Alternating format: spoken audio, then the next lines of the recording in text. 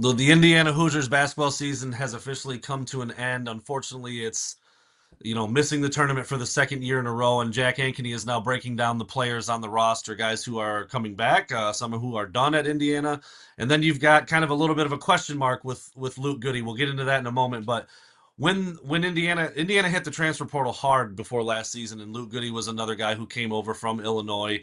What were the expectations for him coming in? Kind of he's got some length, he can shoot the ball.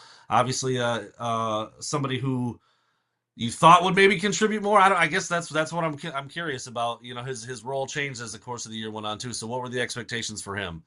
Yeah, he was a guy that Indiana was not a great three-point shooting Mm-hmm. team from a volume or a percentage standpoint last year. And so he was sort of the guy that when Indiana, had all those roster spots open last offseason, it was like, all right, we got to get a couple shooters.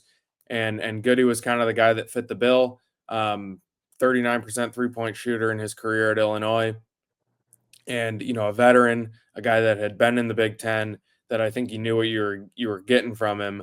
Not a go-to guy or not definitely more of a role player, but a guy that definitely addressed a need that Indiana had going into the year.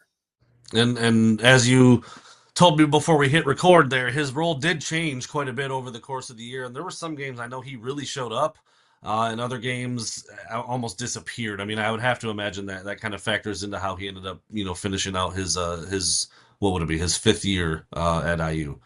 Yeah, so there were he kind of entered the year as sort of coming off the bench, try to knock down some shots for you, but not the go-to guy that I was mentioning. But he really turned in to an important player by the end of the season. Him and Leal and Galloway kind of carved out a big role, and he was playing 30 plus minutes by the end of the season. Um, you sort of just pull up his game log, and he had a ton of double-digit performances at the end of the season, but only one, going into January. Mm. So he really sort of turned it on at the end of the season when Indiana needed him, and finishes definitely as Indiana's best three-point shooter at 39.2%. That's averaged a career high 9.1 points per game, and it was also the highest three-point volume of his career, going 4.9 attempts per game. Um, he kind of like we mentioned with Anthony Leal, his season did not end how he wanted. Only 1 point against Oregon. They really shut him down. He went 0 for 4 from 3. I thought that was a big reason Oregon won that game, was because they were just not giving Goody any open looks. Mm-hmm. Because he was huge. You think that game at Washington, he had 18. Michigan State played well. He had 23 in the win at Ohio State.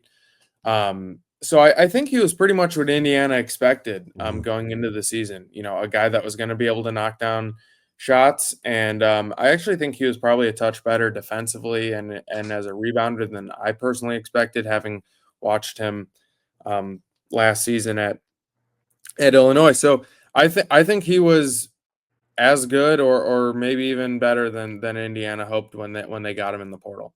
I'm hearing a good grade here for Luke Goode. What do you give him, Jack? Yeah, I'm going B plus for Goody. That's the highest one we've given out. I Mm-hmm. think it's tough to give him an A because he kind of started the season slow. The 3-point percentage was really down at the start of the season, and that is kind of what came back to hurt. Like, if you think about Indiana going out to the Bahamas, had they beaten Louisville or Gonzaga, he went 2 for 6, 1 for 4 in those games. Like, not putting the whole season on those losses, but like that, those are, as we kind of talk about, why did Indiana end up falling short? Like, those are ones. So his season kind of got off to a slow start, but ended up being a real important piece to Indiana. So he's hoping to get another year.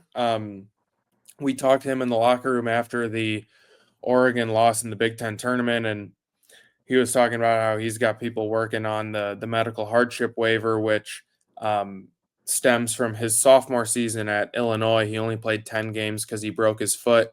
The interesting thing with that is, he got hurt in like a preseason scrimmage or exhibition game, and then came back in like February.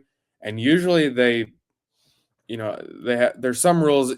The rules aren't super rigid if you look at the NCAA rule book, Mhm. but part of it is like they would it's usually for guys that have season-ending injuries. Like you think back to Xavier Johnson with Indiana a couple seasons ago when he broke his foot in like December and then missed the rest of the year. He played 11 games that season and got the medical red shirt.